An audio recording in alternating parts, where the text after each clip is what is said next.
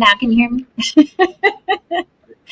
Hola, hola, hola, mi gente. Oh my God, I feel like we haven't been here since forever.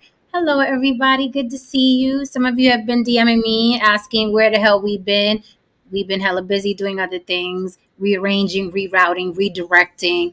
We're not going to be up here. I'm going to be doing the pre-recorded shows that you could catch still here, but they're pre-recorded, which is my On the Block with Jen one-on-one, which is me interviewing a person or a group of people. I'm still doing Sisterhood Sips, which is me very much involved in talking with people from the LGBTQ community. Okay. So those things are still going on, but they're pre-recorded. So we're not going to be live every night. We just had to redirect. We're doing other businesses. We just don't have the time to be up here every single night anymore.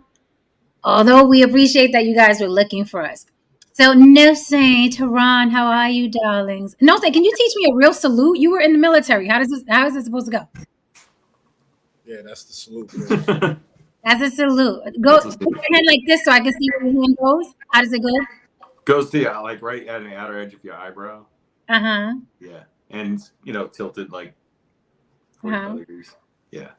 That's it. Yeah. So I want to do it right now. Salute to the troops. Thank you for your service, everybody. I wish you would have that job, but I understand. You got a glow around you. You got a chain on, got the t-shirt. T-shirt, you got a little swag in the hair. I'm telling you. Listen, Haran, I missed you guys. I have talked to Jen off the air a little bit, but I do miss you, Haran. And all I can think about is this is what Haran's means about the brown liquor. That's yes, brown liquor. I bought it. It's $150 tequila that was aged in a bourbon barrel. And holy cow, it's the best shit I've ever had. Okay. Well, glad you enjoyed it. Love to see my friends having a good time. Chat, I know you missed us too. Thank you for welcoming us back. Hope you guys had a good time while we were down. If you want to support the channel, by all means, same old thing. Buy your girl a smoothie. It's On the Block with Jen. Cash App scrolling on the bottom there. Or super chat. Good to see you guys. So tonight's topic, I have an echo, guys. It's one of you. I don't know what it is. Testing. Yeah, we're good. Okay. So tonight's topic, I mean, listen, we don't have enough time to talk about this tonight, but there's been so much beefing the past couple weeks. I mean, we can't keep track. That's why I was like, wait a minute, it's Black History Month, and there are nothing but Black people going at each other. I mean, no holds barred, gloves off, some nasty work. Some nasty, nasty work. I'm sure you've been seeing it on the timeline. So yes, the topic tonight is celebrities at war during Black History Month. Like no one gives a fuck out there. I was like, wow. So this is going to be interesting. We're going to talk about the different beefs that are going on and how they're unfolding and how nasty they're getting. And, I have layers to it.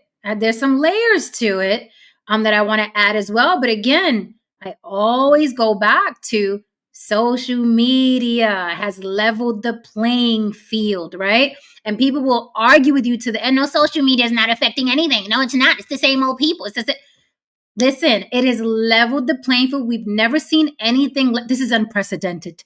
We've never seen anything like this before that affects from infancy to the elderly. Everybody's on these machines. And the celebrities are now behaving like common folk. Remember, celebrities were untouchable, right? They had mystique. We didn't know what they looked like or sounded like. We didn't know what their temperaments were. Now they're like common folk. We feel damn near related to these people. We have so much information on their lives. It's like, what makes you a celebrity? You're doing the same shit I'm doing in the same space at the same time, right? So I think that's affecting it as well, where people we looked at, a prestige, and it's like, oh, you just a regular old motherfucker with regular old problems and period cramps. But I'll pass the mic. There's layers to it. I'll pass the mic. Haran, no saying. What do you think of what we've been seeing? This is weird. Well, I totally agree. Like, I don't want to relate to these motherfuckers. Like, I don't. We need to go back to when we saw David Bowie. He said a couple of words. and then he went back and went and fucked Iman. We need to get back to that. You know, we need to get back to when Michael said a few things. He left with a little boy and a giraffe. Shit like that. You know what I mean? I don't want to. I really don't want to get into like, you know, I don't want to see you as family because we all hate our families. So why would I want to see you as fucking family? You know what I mean? We need to go back to the mystique-driven, you know, celebrity, because all this shit right here, this shit is not cool, man. Like today, I asked a simple question today online, and it just seems like we're at this space right now where people need to find a reason to argue. Like, hey, does anybody know where the jug of water is? Well, you could start by asking with the word please. Like, the fuck? What are you all? What are you, a Mormon? Like, what are you fucking doing? Like, you know what I mean?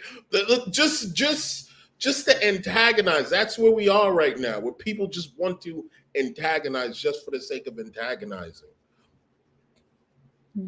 Yeah, I agree. Like, Prince, he was very mysterious. You didn't know what he thought, you know? He died. And it made, and you know, James Brown, you couldn't understand him anyway if he did rant on. So, I mean, it's like, but it made him, it gave them more of a God status, because you're like, oh my God, he's mysterious. Now, celebrities, they open up their mouths, like Jen is saying, and they become common folk, and you're like, I mean, they're in your DMs. Haran, you saw who was in my DM today, sending voice messages. Like they're so accessible. Yes, they're so accessible, and when you're that accessible, you really do become common folk. So, is it over for the celebrity? And also, you know, Black History Month. There's nothing but Black celebrities going at each other, and I lost count. We got comics against everybody. The comedians are against everybody. We got Monique versus D.L. Hughley and Kevin Hart, and we have Kat versus everybody. Then we have Mike Epps versus Shannon Sharpe. I mean, Mike Epps threatened to shoot Shannon Sharpe this week. Like, real talk. Shannon was like, when I see you, I'm going to pull up on you, blah, blah, blah. You can see me. And I'm like, these guys are in their 50s. Shannon got 2 bad hip replacements. What is happening here? And then Mike Epps responded, I don't fight. I do the other thing. And the other thing, I do the other thing and the other thing. I do this. So if you pull up on me, I'm like, did you just threaten to shoot a podcaster? What is going on? Then we have Shaq versus Kanye West, and Kanye West versus everybody, per usual. So these people are really going at each other and being very nasty about it. Like Monique went after D.L. Hughley and, keeps mentioning his daughter who was molested and he didn't do anything about it. Like, it's getting really, really nasty. And then Monique's son popped out today and, he did his soliloquy about how basically his mother's full of shit. I'm paraphrasing, but his mother's full of shit. And she keeps bringing him up for clout and content. Cause he was like, we don't speak. We don't get along. She's fronting for y'all and y'all are, falling for it. And this is all during Black History Month. Are Black people proving that they are each other's worst enemy? Absolutely. Right? Because it's one thing.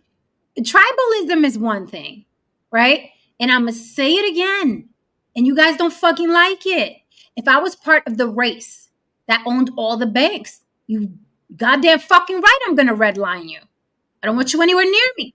That's tribalism. It's tribalism. It's just like when Black people are in charge of something, do they run out and hire white people? No, they don't. It's tribalism. It's just that some tribes have more power than other tribes. However, getting redlined is one thing.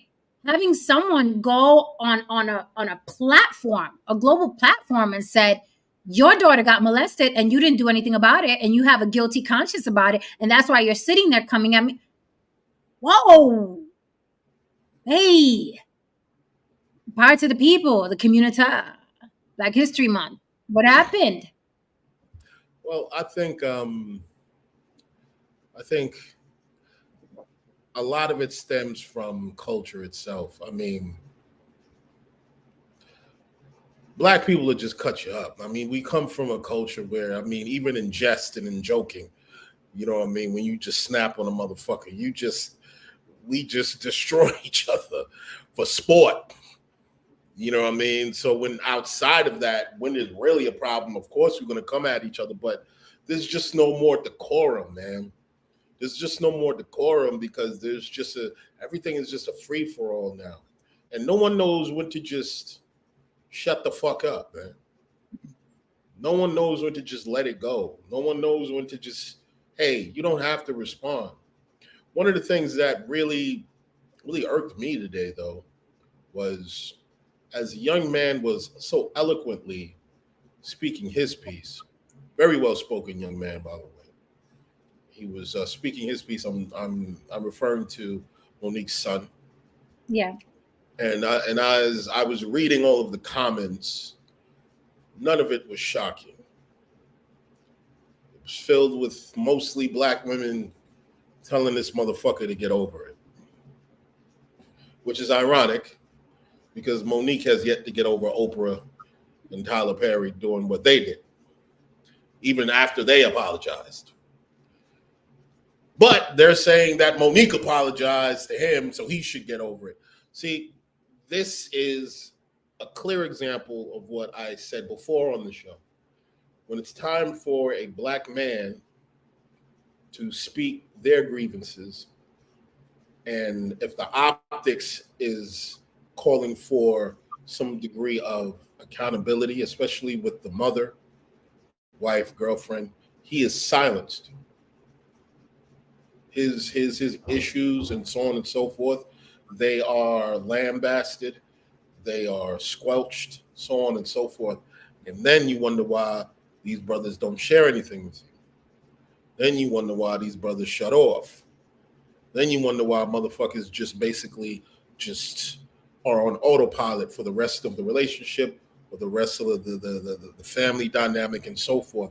Because every time, you know, one of them try to come to the table and demand some form of accountability or speak their piece, they're told to basically shut up, black boy. No one wants to hear it. But she can go on and on. She can go on and on and on and on. Right. So this is, again, I said there's a lot of layers to it.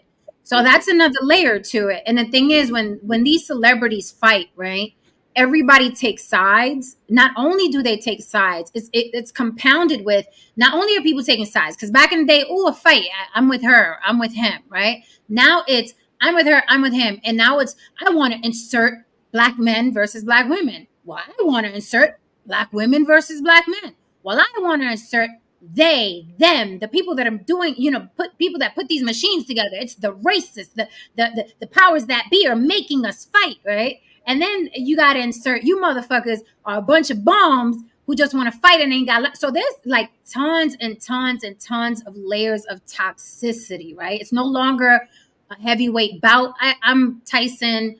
I'm Holyfield. No, now it's like, what about Tyson's mother? What about Tyson's father? What about Customato? I heard Customato was gay. I literally heard that this week. Yes, yeah. I heard that for a while. You know, so it's like now it's just like you're not even. It's no longer the spectacle and the audience. Everybody's in the ring. Everybody's in the ring, and it is pandemonium. It is chaos. It is chaos.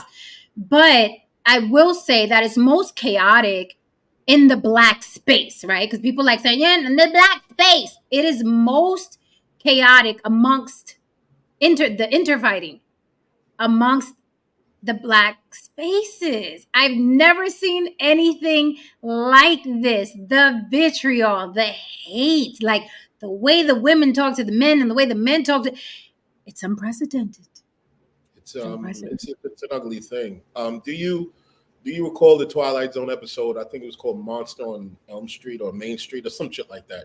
But it's that quiet little town. Mm-hmm. You know what I mean? You remember, and it's this quiet little town, and they just throw a threat in there. Like there's this monster and blah blah blah because the lights are flickering on and nobody can on and off and nobody can figure out like why they're flickering on and off by themselves. So there's this stimulus to cause fear, cause panic, stimulus. So after a while, since no one can figure out why a certain thing is happening the way it's happening, what do they start doing? They start turning on each other. They start blaming each other. Like, wait a minute, why is that flickering over there in your house and not my house? Wait a minute, who are you? I don't really know you that well. You do a lot of weird shit late at night. You know what I mean? Where do you go? And that's funny. I haven't seen that. No, in a sense, what was really happening was that there were a bunch of fucking aliens standing right by their ship watching the whole shit. They were doing the whole shit. And the idea was that they were going to wait for everybody on Earth to kill themselves because they created that stimulus. And they were just going to take the fucking town without a problem because all the human beings would have just fucking killed themselves because they turned on each other out of fear. See, a lot of what's happening right now with a lot of people, especially black people, in the entertainment industry, ain't no money out here like that, like it used to be. And I think people are just doing anything, man. They're either demoralizing themselves on camera or they're snitching. You know what I mean? Because I'm sure, they're not snitching for free on these platforms. So it's like one of those things like, remember when Superhead actually, of course she was broke and so on and so forth. The only weapon she had left was like, fuck it, I'm gonna just snitch on every fucking body. And it just feels like this is where we are now. You know what I mean? Like, what happened to the talent? What happened to the work? What happened to all of these things? It's like right. That is backseat. Yeah, I'm glad you brought that up because now it seems the entertainment industry, and it happened on YouTube. Remember, the fastest way to make money on YouTube is beef content or reacting to beef content. No one was creating. So it was hilarious that they would call themselves content creators because to be a creator, you actually have to create something. Yeah, these motherfuckers were just beefing or reacting to the beef content, and YouTube paid immensely for it, and then YouTube told everybody to fuck off, and then these dudes panicked and they started, we got a grift. We got. I'm a matchmaker now. How about you? I do real estate. How about you? I consult men how to. Everybody started. Right? Crypto prognosis. Yeah, crypto. I do crypto. I sell plastic bags now. Right. So, it's not what it used to be, and it's not what it used to be all the way up to the top. So now even celebrities are getting the likes and the follows and the mentions and staying on the blogs with beef content. Celebrities I would have never thought would jump into this or into this. And I'm looking at them sideways because I'm like, you didn't have to do that. You have a lot of money and you have a lot of talent. But even they are dumbing themselves down to act like Krishan Rock and Blueface.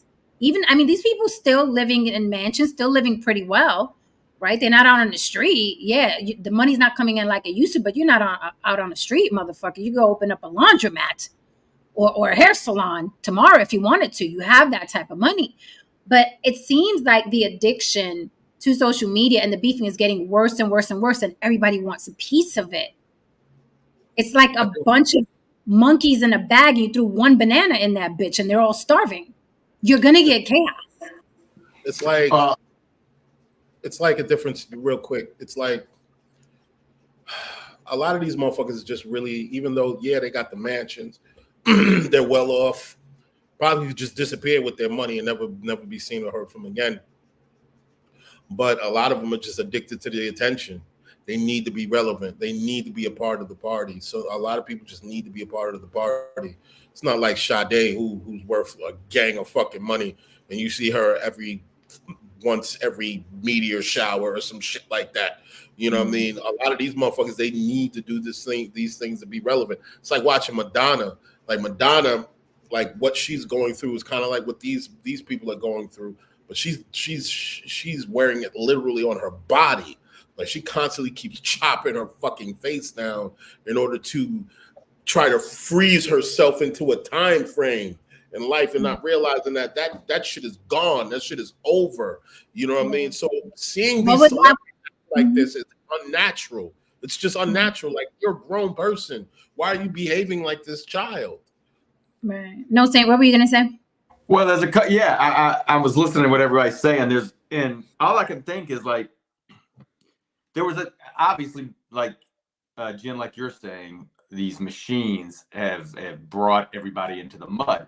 But another thing is this, like, people are allowed to come on here, and most of the time they're not going to get sued for saying stuff that, that is not true. Where in the past, you would have rags that, some of them, not all of them, but would sit there and say, we're not going to put that, we're not going to open ourselves up to be liable. We don't know if this is true or not, right?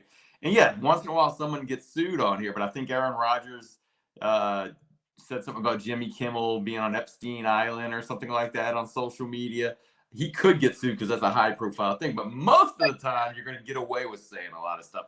And the fact that some of these people, like, yeah, they may have money, but a lot of them that you're talking about, like, don't really, unless they had something to have beef over on here. I mean, nobody's really running to go see them that much.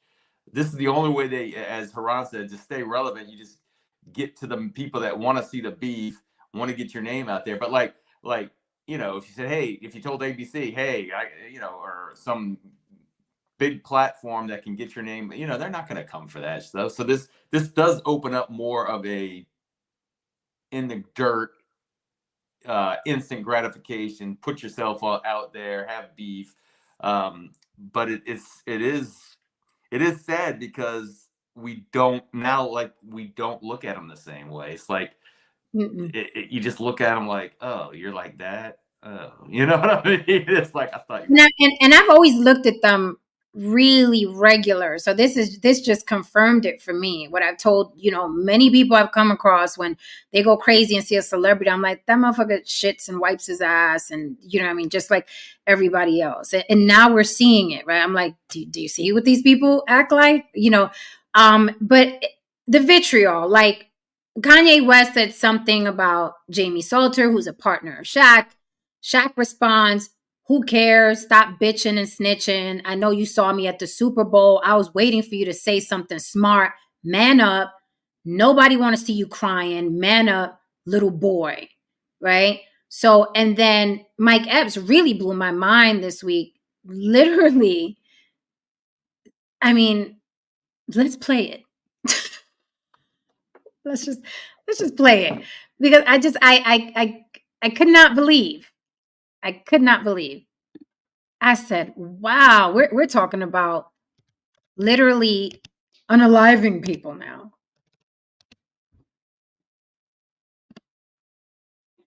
I was like, is this what it's coming to? Is someone going to, get hurt behind this? Eventually that'll happen. Eventually that'll happen. And that's when the real fucking laws are going to come down on this internet shit. It has to happen to somebody important, though. Of course. Somebody important. White. No thing. So check this out. I'm like, shit.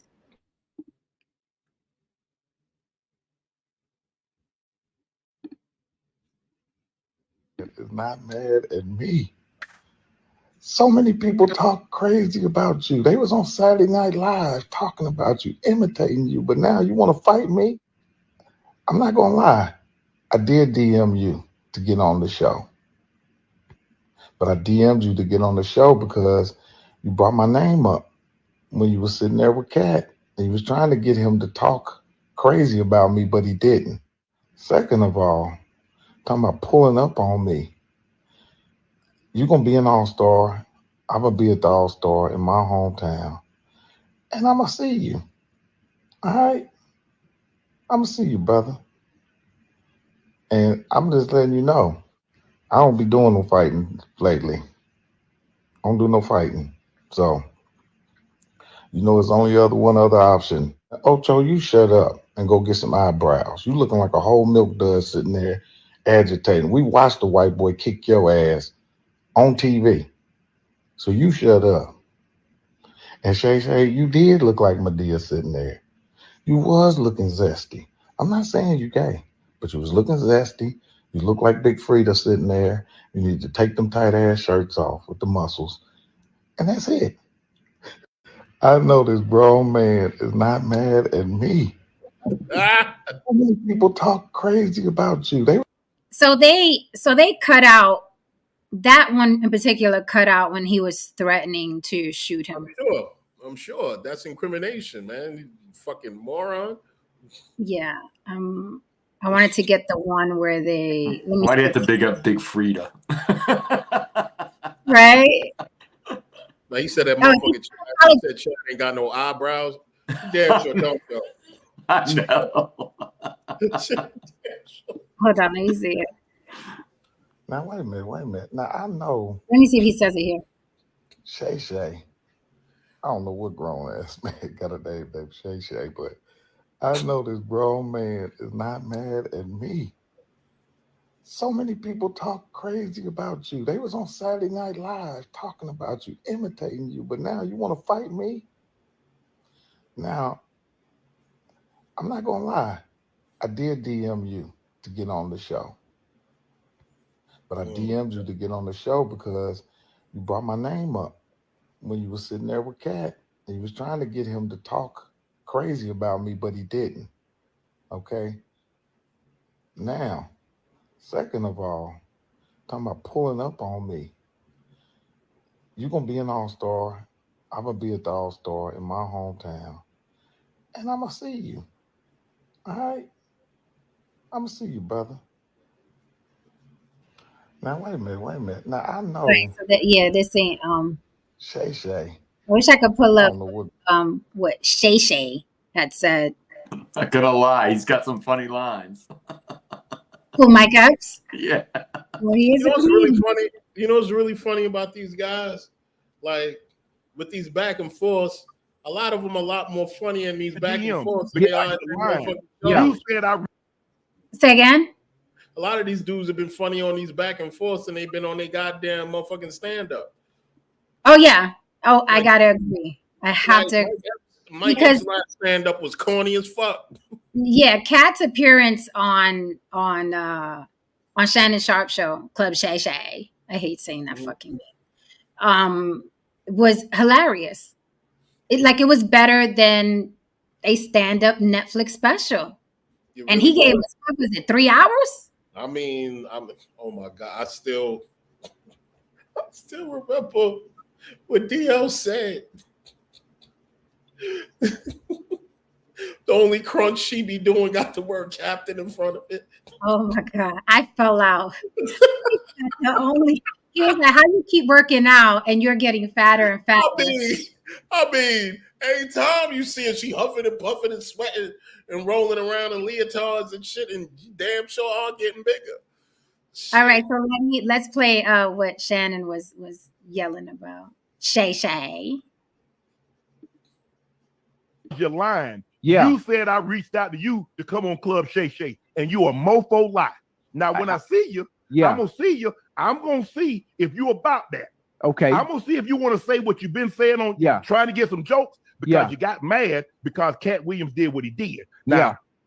Now when I see you, Yeah. I'm gonna see if you really about that. Yeah, and when I see you, No. I'm gonna see if him talking all that. Yeah. When it one of them tight ass leather pants, trying to be funny. Yeah. But I'm gonna see if you're about that. Yeah. Say my name again. Now be and- be like yeah. Destiny's Child and talk about say my name, and I got something for your ass. Okay, I'm lost. I'm The DM because you're lying. Yeah. You said I reached out to you. Okay, so do you see that these people are threatening each other with bodily harm? Right? When I see you, I see, and look, and people are saying they're too old for this, they immature, blah blah. Listen, I'm not one of the people that thinks you're too old for something, because people get angry, and people get angry at all different ages, right? People get angry. Keith David says Mike started with Shannon first.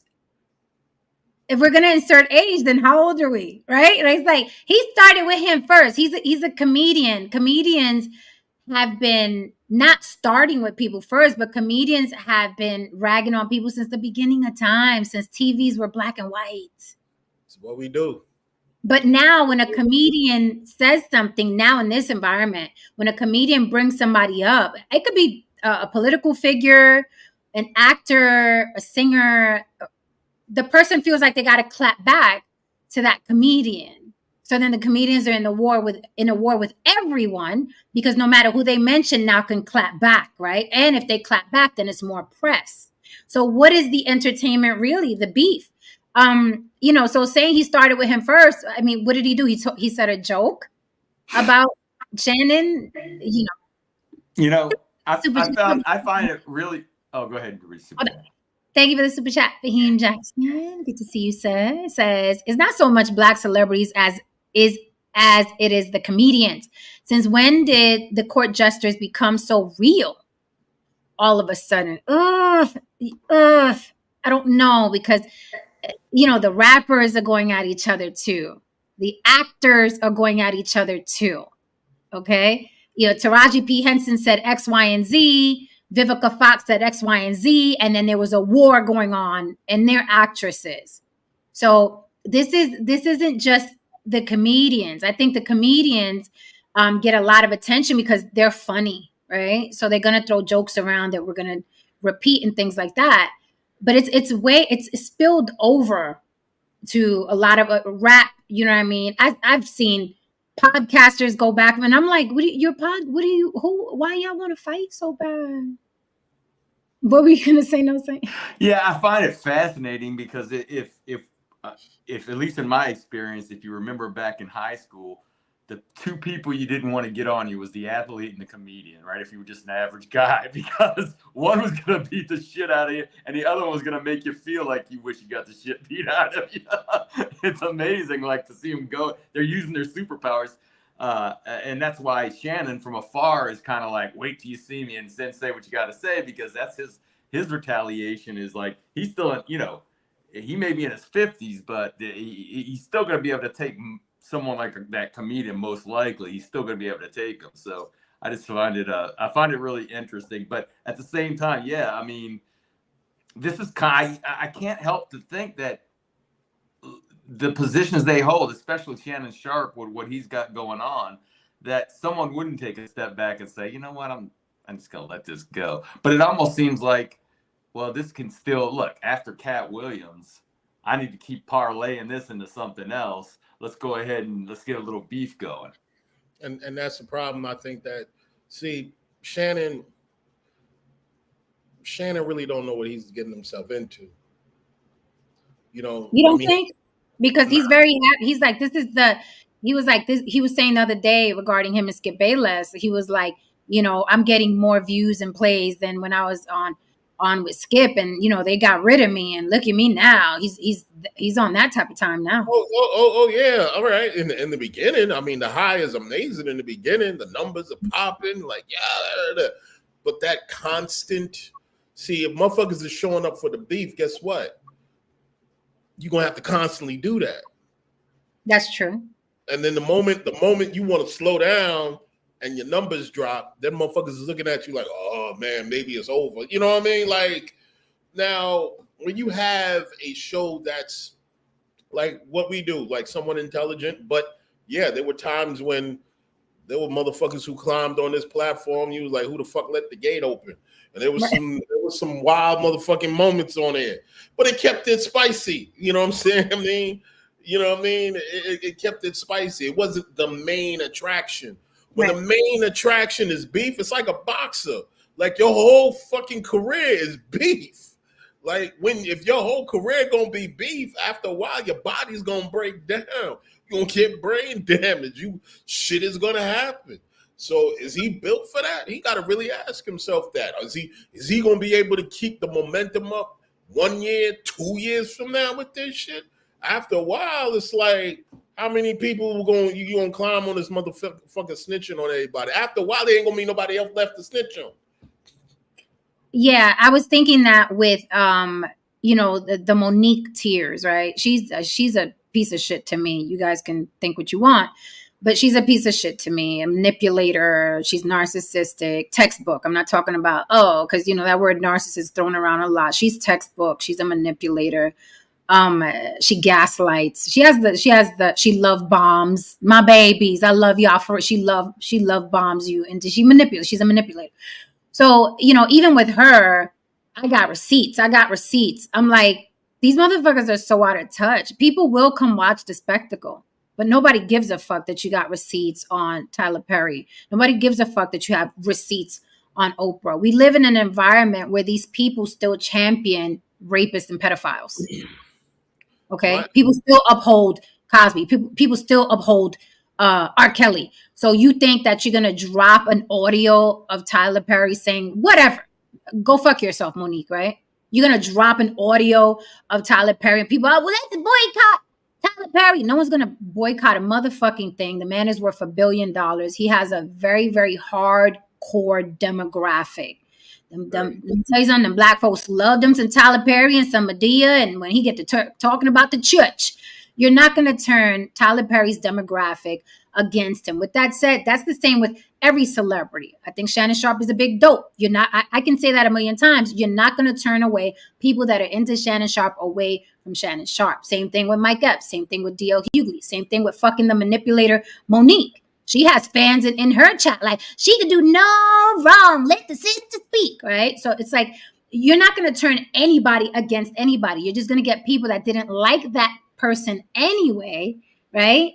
To put more fuel on the fire. So her saying, I got receipts and I'm going to drop this audio. And I heard the audio. I'm like, in my opinion, it made them look worse. It made Monique look worse because you're such a manipulator that you are recording a conversation.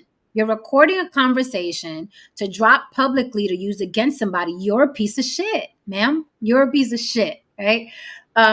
So, I guess beef everywhere is the new content, is the new entertainment.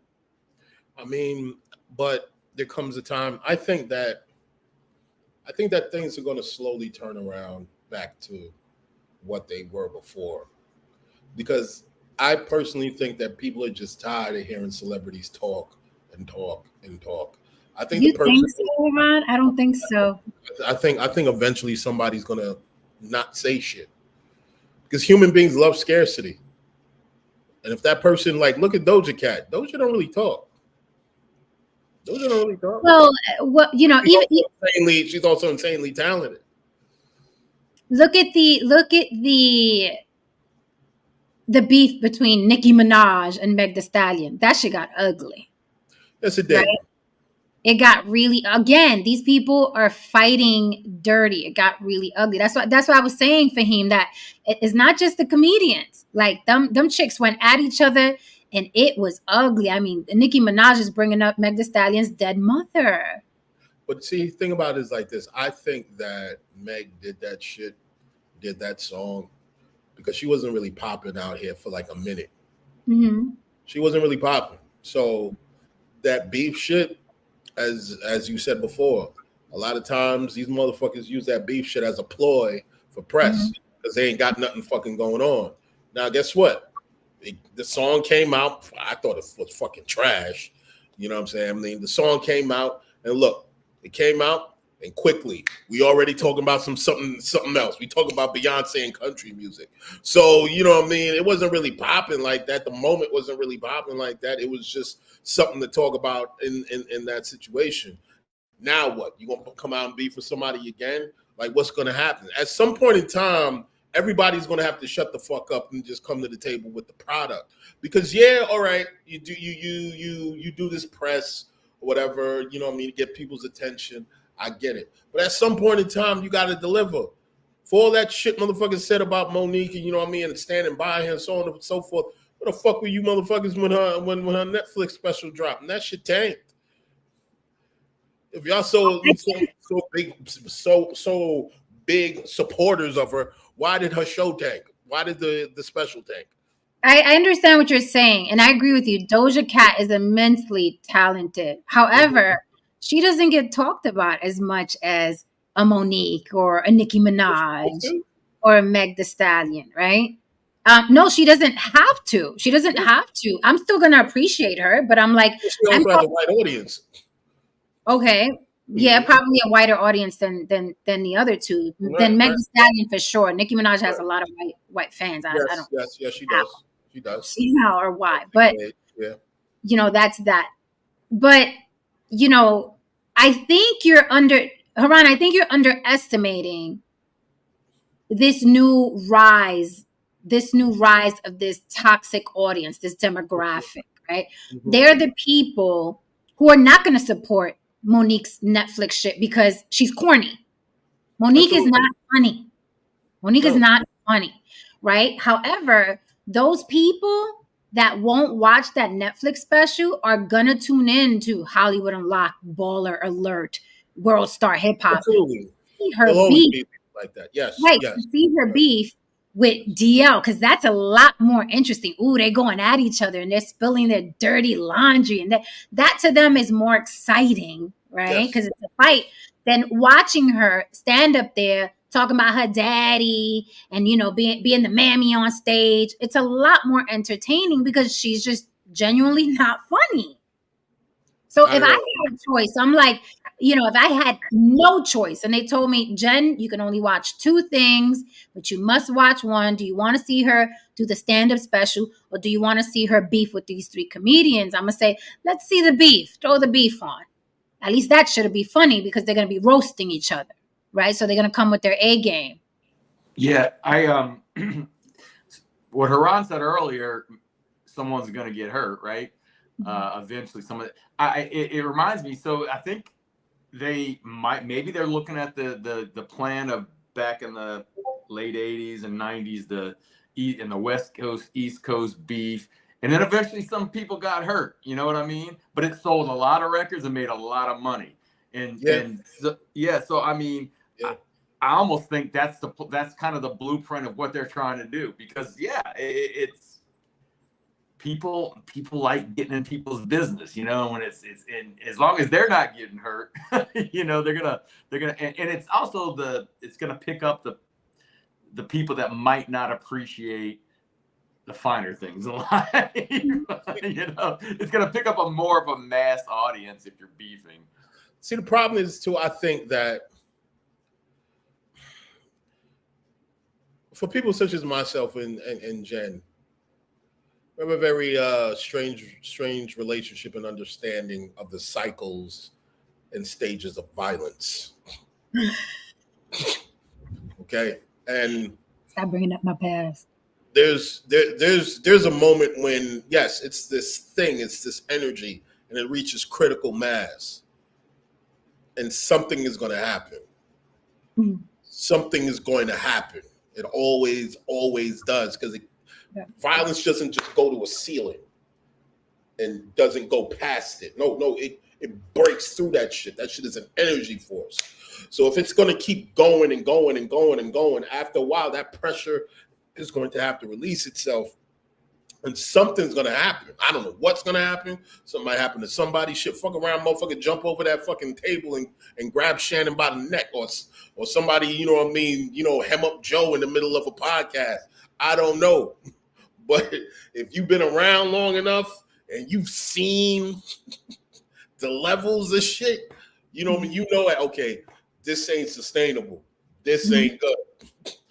Something's gonna happen to somebody. Yeah, and for all the people that are saying this is, you know, the people that are doing it, they're saying, well, this is bringing in a lot of money, and even it goes even to the fans. You can, or when you're preaching a certain rhetoric to people, most of the people aren't gonna do it, but it only takes a few, right? And so for the people that are talking all the violence, I don't know if it's Shannon or if it's Epps saying, you know, I don't fight. Someone is going to actually mean it, though. That's the thing. You don't know who means it and who doesn't, you know? Right. Who's stressed to that point? Because we saw that with Cat Williams when he was dragging, what's her name in the radio station? What's her face? I forgot her It doesn't name. matter. But Right. the lady that he was dragging, her husband pulled up with a That's pistol. what I'm saying. That's what I'm saying, man. Like, look, listen. No Saint, to answer your question, the motherfucker that's gonna show up, usually 9 times out of 10, in my experience, is the motherfucker that is not saying that he's gonna show up with that shit. He just shows up with that shit. You know what I mean? And then it's a different situation entirely. He ain't threatening nobody. He's usually the motherfucker that's real quiet and walks away, and all of a sudden you come back 10 minutes later and some shit didn't happen. So, And it's like when I would, and I'll say this, you know, I've matured since my Bronx days, but I gotta say, if you must fight at an older age, I would say what Nicki Minaj did to Meg Thee Stallion. I'll go on the record and saying Meg needed to body her on sight. Like Meg's big ass, this bitch is like what 5'10", 5'11". Nicki Minaj is walking around like a keloid at 5'3". If I was Meg Thee Stallion and I saw Nicki Minaj anywhere, and of course she's not going to be without security, but if I caught her anywhere, I would put her in a fucking headlock, and it would take hell and hot water to get me off of her, because I thought her disrespecting her dead mother, and then they literally had to beef up security at her mother's cemetery because Nicki Minaj's fans were talking about going over there and desecrating her grave. I'd have to see you, and it'd have to get physical. I don't know that a lawsuit would satisfy me and bring me solace. It's my mother and my dead mother. I would have to see that little crackhead and fold her up. I'd take the charge. I'd call my attorney and be like, meet me at the local precinct where I'm at, because I'm going to fold this bitch. And that's how we're going to do it. And I'll pay the couple $1 million. It would have been worth it for me. If I'm worth like 50 million, would have been worth 3 million to fold somebody over people talking about desecrating my mother's grave. I'm sorry. I would have gave up 3 million for that. How much money do you need anyway in life? That'll leave me with 47 million. I'm good, but I'm going to fold you when I see you, because it's too much. And, you know, it's like Tyson said, everybody has a plan until you get punched in the face. Like this got really, really ugly. Right? It got really, really ugly. And I understand the new age of people. There's no code now. Nothing is off limits. Anybody can get it. Yeah, anybody can get it. And then people can also retaliate. Right? So I don't know if I could have let that one slide, especially because insult to injury, you a little punk bitch, right? It's not like it's not like mano y mano. It's not like it's two heavyweights in the ring and we bout this life, right? It's not like it's that. You know, if I see you, I'd end you, right? And I think that frustrates the person even more. When you know that person is not about that life, but they doing all of this online, it really frustrates you all the more, because you know you wouldn't be doing that in person. Meg Thee Stallion versus Nicki. Nicki knows she wouldn't do that in person with her. Physically. I mean, Meg is taller. She goes to the gym. She's got a cardio going. She's been in shape. Nicki, she's been moving fat around her body for the last 10 years. Yep. She doesn't work out. She can barely move on stage and perform. She needs help going up the stairs. If you've ever seen Nicki Minaj at an award show, she needs help going up the stairs like a geriatric fucking person. She's stuffing her ass and unstuffing her ass, stuffing her titties and unstuffing. You're literally going to be fighting. It's like fighting somebody handicapped, really. Literally. Like, fold her, and I'm Team Meg. Meg should fold her. She should fold her. I'd watch that. Fold her like a Jehovah's Witness track. And you know me, I'm very cynical and frugal. I'd pay $50 pay-per-view to see Meg Thee Stallion fold Nicki Minaj. I mean, I'd put 50 on it. No more than 50. I want a piece of that action. Yeah. I'd take a piece of that action. A good Friday night, good Saturday night. Nothing else is going on. Why not? and just for that, you know what I mean? Yeah, model, Um, yeah, why not? Keith David, that's another good point. Everything is changing. Everything is changing. Meg doesn't even make albums and still put her in the top list. They're changing the rules in music. They're changing the rules in every. I mean, even at award shows, we saw, with all this beefing during Black History Month, we saw Jay-Z versus the Grammys. He's sitting there with 53 Grammys in between him and his wife, but he wanted one more for his wife. Even though she got 29 and the most of any artist, no, she wanted one more. He wanted one more for her. But I think that was publicity because she just dropped a country album. You know what I mean? So just ridiculousness. Can't wait to hear it. Oh, there was a big of a hoopla online because she didn't. I think a kid called up a country station, asked for her shit, and they were like, "Well, we don't play Beyonce. It's a country station." And a bunch of other people called, and people got mad and was like, "Oh, this is racist and Beyonce's country." And you know what? I told somebody, I was like, "It's funny. Eminem is hip hop, and you niggas don't play him at the club." Just saying. Didn't we have this conversation about What you gotta say about that, MC Search down there? What you gotta say? Man, every time motherfuckers talk about Eminem, it's always that how many times you heard niggas motherfucking, put Eminem on the club. Well, I mean, I can't see, Beyonce getting played at the next MAGA rally. I can't see that happening. I mean, I could be wrong. Yeah, that's not gonna. And one thing about them people, the MAGAs, okay, they like their beers, their bars and stars, and they like their country music, honey. So and they like their cousins. So yeah, man. And let me tell you that the Flea Hive was like, yeah, she's gonna take over their charts too. I was like, oh baby, you forgot what country you were in. Aw, that's cute. Like, think about it. No, Haran, what did you say though? Oh my God. Haran said they'll bring back what? I said they will bring back motherfucking hanging before they allow you niggers into that motherfucking space. Are you out your fucking mind? You dumbass motherfucker.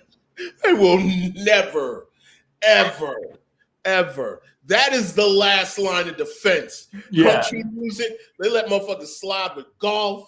They let us slide. They let us have NASCAR. Yes. They let it all that shit. But country music? Country music. No, that's not gonna happen. You ain't gonna take that away from the white man. Oh my God. That's it. Goddamn. Yo. Exactly. Listen. We should have never abolished it. We should have never abolished that goddamn law. I'm dead serious. It will be fucking nuts. What's it gonna take to get them back in them fucking chains, Bob? Exactly. Whose fucking right idea was it to free them anyway? Listen. Haran said they'll bring back hanging before that. Listen. So allegedly, she's like, oh, she just dropped this shit yesterday, right? And listen, I believe nothing. Remember when people used to be like, don't believe everything you read? I believe nothing. Okay. So she just dropped this shit, I think yesterday or the day before yesterday. They were like, oh, she just flew to the number one spot in country music. I don't believe you. You need more people. In the immortal words of Jay-Z. I don't believe you, right? Leave white folks their country music. Leave white folks. Seriously. Come on, no. we just lost Toby Keith. You can't be giving us a double whammy and letting Beyonce take over. That's just not gonna happen, man. Leave them their damn country music. Leave them their. They got mad when Obama took the presidency. Right. I'm like, but that shit was funny. Like they literally calling in the country stations, like play Beyonce, and they're like, we play country here. We play country here, nigga. We don't. No. Be Beyonce. It's exactly. They said this is a Christian channel, man. This is a Christian channel. It's a good old You fashioned don't Christian. do Black Jesus over here, lady. Stop calling the station. This is a country station, okay? Exactly. We're not going to play it, and that's that. Exactly. That whole fucking area smell like racism and apple pie. I'm dead Listen, serious. They there gonna was take that shit away from them. they'll let like there's what Earl, what's his name? There was a couple black country artists. Yeah. It's just about, it's like Haran says, you know. Now there are black country artists, modern country artists. There are black modern country. Yeah, you know, it's okay. Bubba Wallace, you know, let a few black people get on that ice and play some hockey. But when you talk about shooting to the top of the chart, they ain't gonna have it. Right. I say, so what is this? Jersey. Darius Rucker. There you go. Darius Rucker. There you go. There you go. Who just got caught for? He got knocked on some drug charges. I don't even know what he had. Yeah, with some little drugs every now and then. I mean, Hootie in the blood. Yeah, and then everybody's stressed out. I don't do drugs, but I understand. I understand. Look, I had a couple of bumps. Just stay away from the fentanyl. Stay away from the fentanyl. Do your drugs. I understand. It's just stay away from the fentanyl. Okay, stay away from the fentanyl. Absolutely. Okay, you never want to be that high, right? You tend to lose your pulse when you're that high. So, okay, we got Darius Rucker. We got that reality show chick, K. Michelle, who dropped the country album with the twang and everything. She gave us the twang. It's kind of funny. I don't know how easy it is to do this either, because like Dolly Parton came out with like a rock album. I haven't heard. I can't think of it being. I mean, it may be okay. I don't know. And Beyonce may be okay, but it's kind of hard when they're that big in a genre. Right. Hear him try to flip to something totally opposite, and then I heard that shit. That shit wasn't fucking country. That shit was a banjo of a trap beat. That's not country. I hear it. I didn't hear it. Man, that shit was a banjo over a rap beat. Because let me tell you, I like me some country music now. Right. Okay, I like the songs about the dog died, the woman left me, I'm drinking out of a jar. Yes. I like country pure. Listen, when I go in a pizza shop, I don't want Mexicans making my pizza. Absolutely. Okay? I don't want Asian people making my soul food. Absolutely. Okay. I like authentic shit. I want, I want my. You don't want white people making your potato salad either. Absolutely not. No, gracias. I want them making my racist country music. I want to turn on some Johnny Cash. I want to turn on some, some Toby Keith. You know what I mean? I want to smell the racism coming out of that. Right? That good old, you know what I mean? Country. Country. I don't want to hear soulful runs over a fucking, acoustic guitar. You know what's interesting, right? This blew my mind, right? Sometimes I get into my little debates on Facebook, and this blew my mind. And a little light bulb went over my head. I said that it's really dusty that stripping, right, is such a big part of Black American culture, of the arts. Like stripping is a big part. I mean, Usher did the Super Bowl. He got strippers on fucking stage at the Super Bowl. And I'm no prude, okay? I'm all about clap your ass. You know what I mean? Get it how you live, honey. I'm no prude. I promise you that. You guys know me, okay? But it's the Super Bowl. It's a family event. Fuck race. Race aside, I don't care who did it. I don't care if it was a Black person, a Latin person. This bitch Jennifer Lopez was on a poll as well during one of the Super Bowls, okay? It's a family event. Must you ghetto it up? Like if I'm sitting there, I'm sorry, if I am sitting there with my grandson wanting to see the halftime show, I'm sorry. I don't want to see some bitches twerking on a pole. And you can say what you want. And that is not race specific. If it was Kid Rock up there with white strippers, I'd say the same fucking thing. I'd say the same thing. Why did we have to ghetto up the halftime show? Right? And you could do what you want with that information. But I just think it's tacky and it's fucking dusty. So I said on Facebook, why is it that stripping is such a big part of Black American culture? Like, it is literally something, and it's dusty. It's a dusty occupation. That doesn't mean that I'm against strippers. Get it how you live. It is your fucking body. Sell pussy all day and night if you like. It is your body. But why is it synonymous with Black American culture? And someone said to me, and this is where it gets interesting. I know sex sells, Israel Grace. I love sexy women and all of that. I'm talking about the dust of stripping and ass clapping and pole dancing, right? And someone said to me on Facebook, well, you know, the white man started stripping. That's where it started. It started with X, Y, and Z, right? And I found that interesting because I said, isn't it weird that the dusty shit, because according to you, this man, according to you, white people started that. And it's a dusty occupation. But then you guys took over and now it's synonymous with you. Now strippers are synonymous with you. Strippers aren't synonymous with white artists. You're not going to see, you know what I mean, a white pop artist with strippers on the stage, right? The Super Bowl. You saw Jennifer Lopez do it. You saw fucking Usher do it, right? So white people started it. Then y'all took over. And now it's your dusty thing, right? It's connected to your pop culture. But then country music, right? The argument is now, well, you know, Black people invented the cowboy and they invented country music.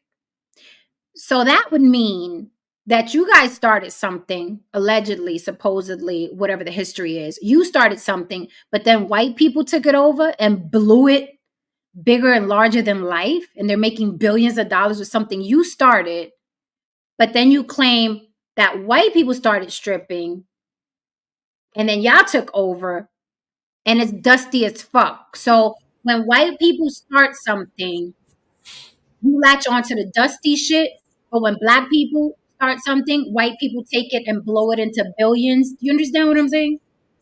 So are you saying that anytime motherfuckers get a bowl of caviar, they grab some hot sauce? That's exactly what I'm saying. That's exactly what I'm saying.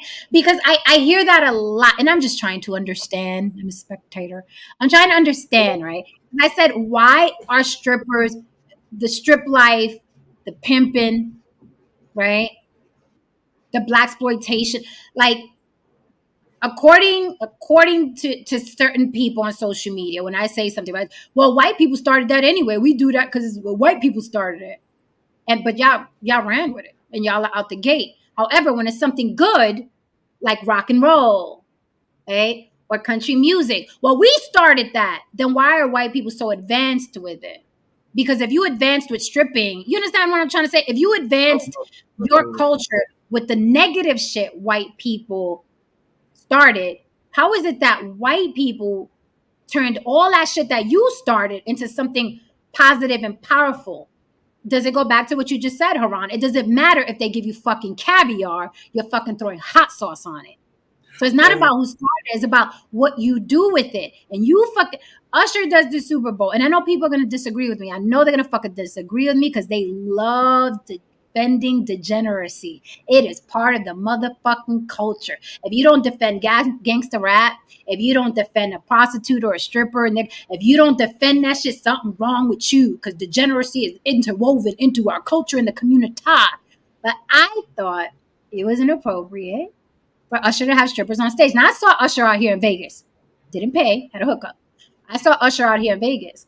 Now, he had like 6 strippers up there, fat asses, clapping with his name, you know, on the bitches' asses and everything.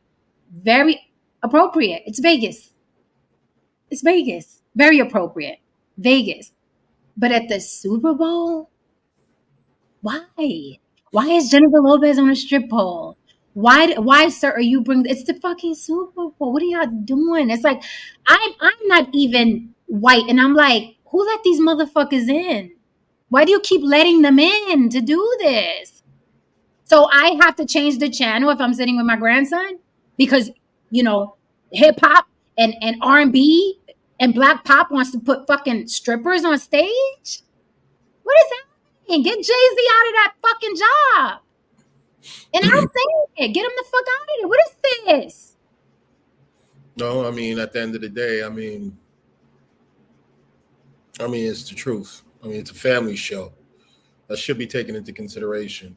I mean, in a setting like you said in Vegas, where I mean, literally the whole strip is right down the block.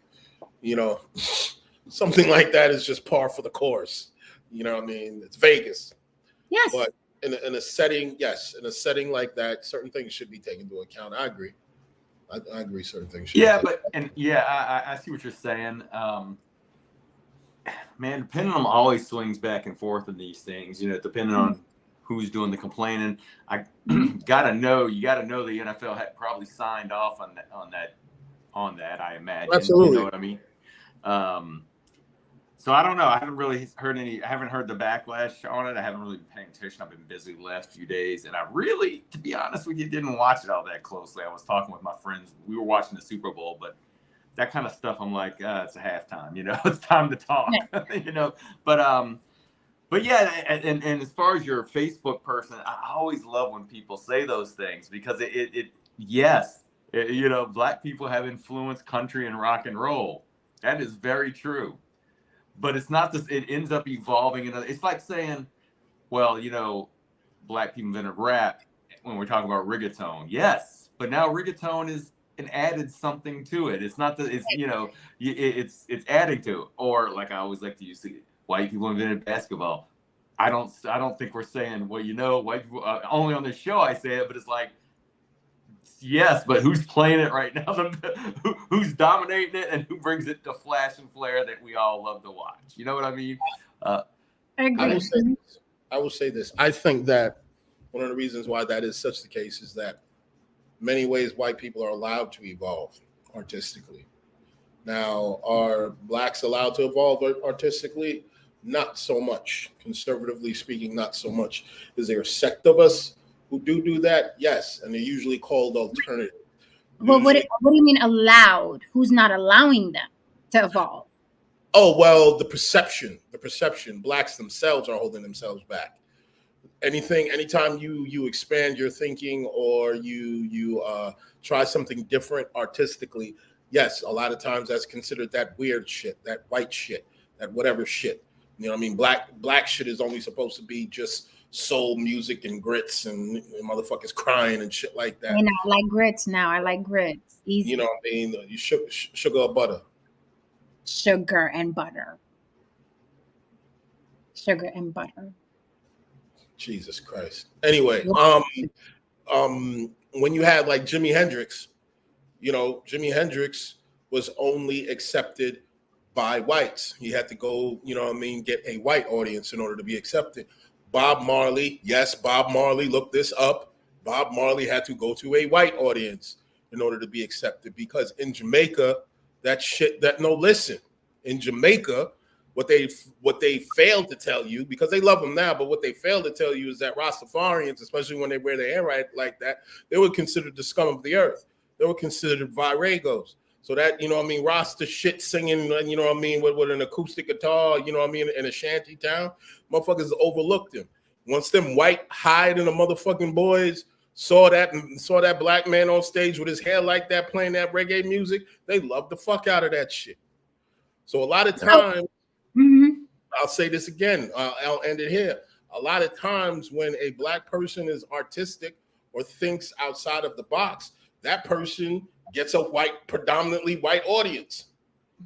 9 times out of 10.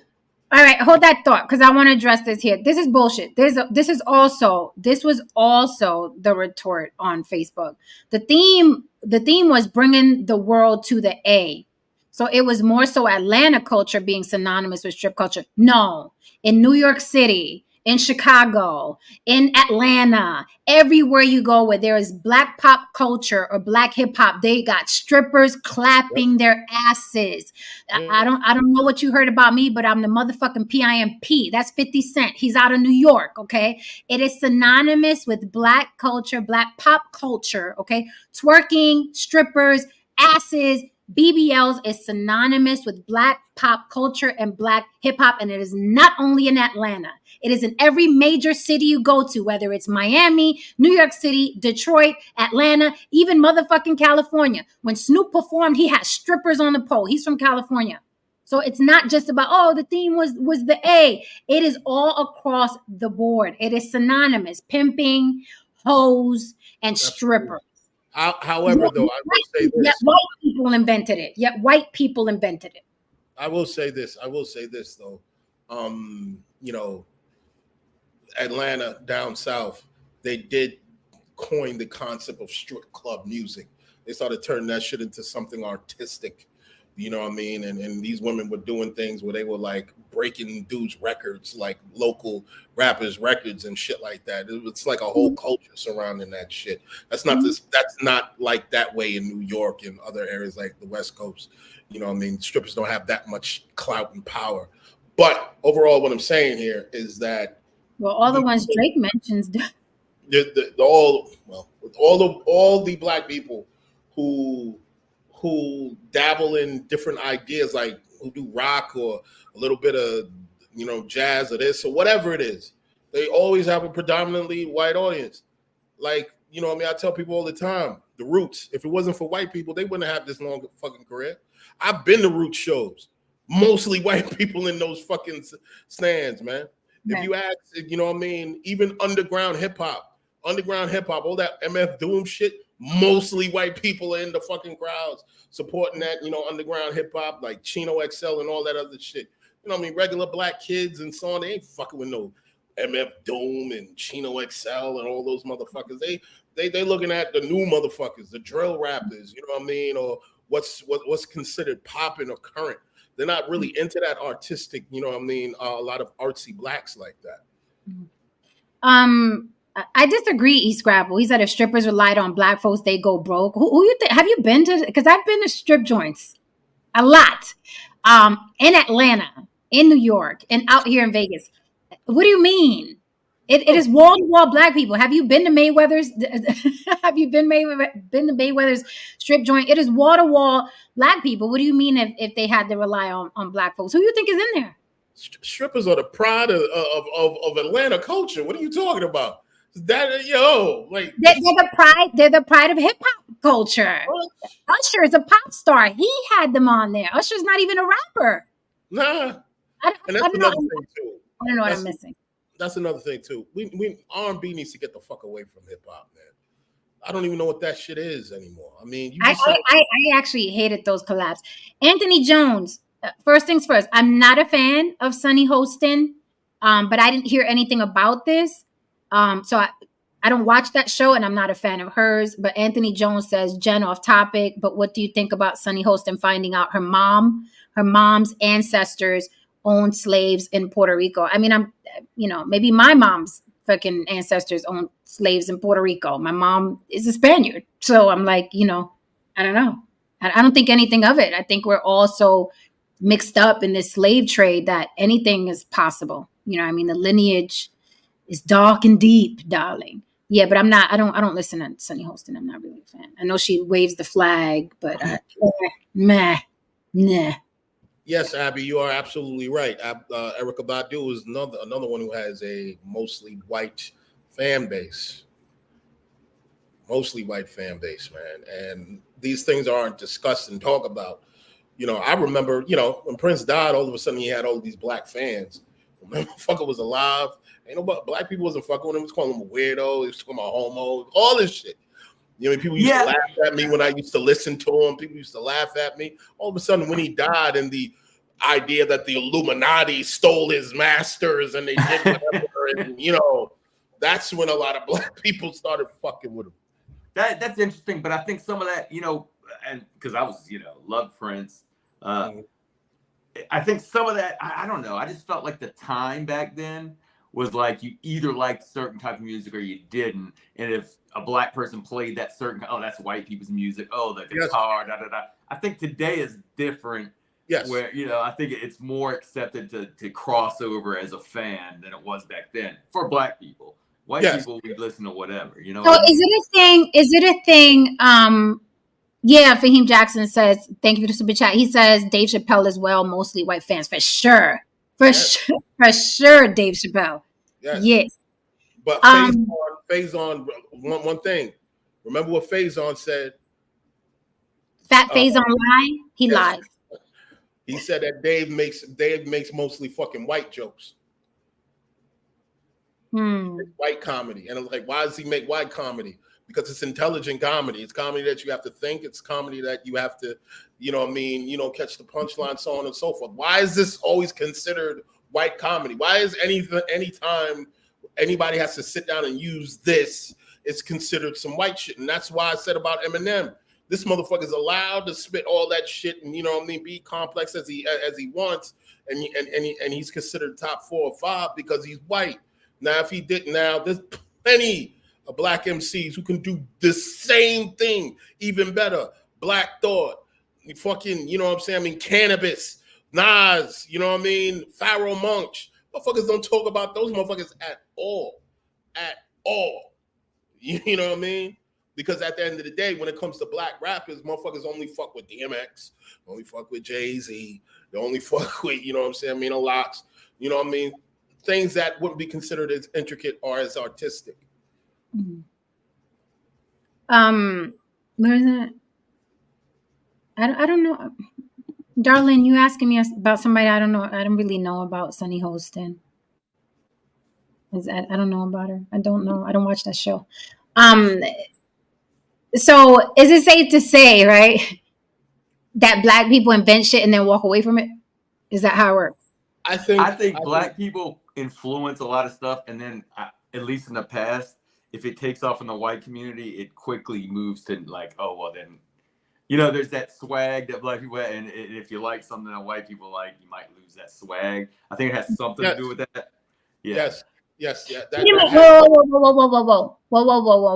So black people invent shit like rock and roll and tennis and hockey and trees and the sun, the moon, the stars, and the earth. They invent everything. Right. And then they walk away from it, and then white people take over, and then the black people don't want it no more because it lacks swag. No. As soon as it gets meshed into where white people start making some money off of it and getting big and popular, I think a lot of the time it's almost like a fad. It's like they walk away. Yes, that is yes. There's some truth in that. Yes, it's like I will use this as an example. You motherfuckers fucked up the meaning of woke. That shit used to mean something.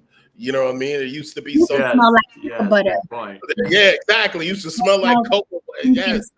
Starbucks. Then once y'all motherfuckers started using it, especially the red pill community, started using it all out of context and completely wrong. It was like, no, that's not woke. No. Seeing a black person on camera is not woke. What are you talking about? No, that's not woke. But they ran with it. They co-opted it. It was like, you know what? Fuck it. You can have it. So, yes, a lot of times for black people, once white people show up, and yes, just like I said, throw fucking hot sauce in the caviar, white people throw raisins in the potato salad. You know what I'm saying? I mean, and niggas is just like, fuck it, just have it. Just take it. Just take it. So then what? Then why talk about you started it at nauseum? Like, because you know, around me, I hate people talking about what they used to be and what they used to have. You know, that's one of my pet peeves. I don't give a fuck who invented it, who's running it now. I don't care. Like, I really don't care.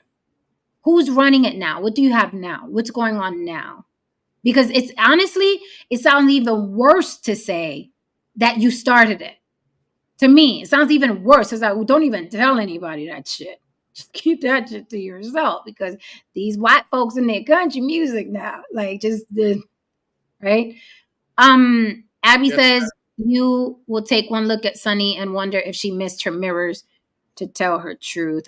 Honestly, the times that I've seen her, like, in my opinion, just me peeping behavior and dialogue, she looks to me like she's putting on the act of like, hey, I'm gonna be the one that I'm gonna be the one on the panel that talks about, hey, Black people and Latins are treated unfairly. Like it looks to me contrived, right? I don't know her personally, but me peeping the women on there when I have clicked through, I'm like, it just looks contrived to me. That I just no. Like this, what Abby just said right there.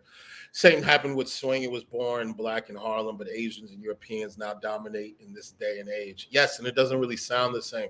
I don't know if this is something genetic, but something cultural. I don't know, but the matter in which you guys listen to music, your sense of timing is it's very different. It's more on the 2 than the 3 and the 4 for us. For Caribbeans and blacks, what I'm saying. It's like we move with shit, but y'all just like it's like this shit, and it just like it feels weird. It sounds weird, but technically speaking, if you think of the musical math, like, yeah, it's on, but it doesn't have that feeling. It's like even white porn and black porn. Bon Jovi gives you that feeling that it's too much on the E. It's different though. With Bon Jovi, it's different. He probably fucked a couple of black women in his life anyway. But with his shit, it's a little different. It's like it's just whatever Puerto Rican, like Rolling Stones said. I got some Puerto Rican. Exactly. Same thing with the Rolling Stones. The Rolling Stones are English. They're a little bit English, and they've been around blacks, so it's a little bit different. But the swing is just different. It's just swing. It's just different, man. Yeah, and when you talk about this, when rock and roll in the 60s and everything, I mean, the British will tell you they were listening to black people's music, right. And that's where they got it out. It's not like they say they invented it. They say we just basically listened and played it back. And then the white audience here, because of the times, were allowed to, they said, oh, this is, they listened to it because it was no longer a black person singing it, right? So it became even bigger. But yeah, I mean, you may have some stuff as far as the beats and everything you're talking about, but I think that's kind of what makes music, the differences in music. Why is it that R&B has such a heavy bass to it and a lot of the rock didn't? You know what I mean? It was more, yeah. So, but yeah, I can see what you're saying. Like even guitar players, like, shit you not, like I can, without even being in the room, most of the time I can pick out the white guitarist from the black guitarist without even seeing them. You know what I mean? Because it's a certain feel. There's a certain feel, even technically, even when the runs are what they are, like there's just a certain tinge that you hear it and you just say, even if it's a soulful, white guitarist, there's still that thing like Stevie Ray Vaughan, very soulful, guitar player. But you can hear the difference between him and Jimi Hendrix. You can hear the difference. You know what I'm saying? I mean, definitely, even though he's influenced by him. But there's this thing. I don't know if it's cultural or whatever. You're not gonna come for Richie Sambora, man. You're not gonna easy. There are exceptions. Easy, man. There are exceptions. Richie's an exception. You know what I mean? There's some exceptions, but overall, I can hear a Joe Bonamassa. And I know when I can, when I hear Muddy Waters, I know I can hear the difference. Yeah, Buffalo Mind. I can imagine. Yeah, I've seen some of her shit. I'm like, yeah, I'm not interested. I already know what that whole shit's about. Yes, the Righteous Brothers were dope. And when you really see it too, Haran, like every time, like the other day when I was doing the parading and stuff. The bands. Yeah. You really see it in the bands. Yes. That's why. Like a straight up black New Orleans band, 9 times out of 10 is unfuckwittable. And the others. 9 times out of 10, especially when they get the clacking and the drum major, just like, yo, man, them motherfuckers are bad. So somebody going back really quickly to celebrities at war during Black History Month and how vitriolic the wars have gotten and how vitriolic the people commenting have gotten, and how it's turned into almost gladiator arenas where people are yelling and calling for blood, right? Everybody's yelling from the calling, yeah, go where, yeah, bring her back, yeah, it don't matter, she could bring up her mother, it don't matter, she could bring up her dead mother, she could bring up hers, blah blah, right? Someone had mentioned in the chat about Alicia Keys and Usher's performance at the Super Bowl where Usher hugged her from behind. Usher sweats a lot. I'd be nervous to get Usher sweat on me. I'm just keeping it 100. I'm keeping it 100 because we know he has herpes. You don't know what's coming out them pores. No, and I'm paranoid already about bodily fluids and sweat and people peeing on my toilet. I'm really fucking paranoid as it is, okay? I'm really fucking paranoid, right? If you ever come visit me, you two with the dicks. You ever come visit me, pee in the toilet, wipe it down. I always keep wipies on the little. Wipe it down. Not let me go because I will look. I will look and see and find your pee spatter, and you're gonna hear it. So take the little fucking wipey, all right, and nobody gets hurt. And make sure you do it good because I can even see the streaks when you do the wipey wrong. Okay. Damn, okay. What the fuck? Listen. Damn. Listen. So going back to Usher. Usher sweats a lot. Like gleaming, like Patrick Ewing in the fourth quarter, like gleam. And he hugged Alicia Keys from the backside and gave it the little my boo. And, again, going back to what's going on online, there was no beef. There was no beef from her husband, Swiss Beats. However, the Gladiator Arena wanted blood, right? And they wanted her to have an issue with her husband. And everybody got to, if that was my wife, she for the streets. If that was my wife, couldn't no man touch her like that. See, that's what happens with a work husband. Yo, Swiss Beats is a simp. And then to the point where Swiss Beats had to release a statement and say, I don't give a fuck about what y'all saying. She did a great job. We make history over here. So you can't bring that drama to us.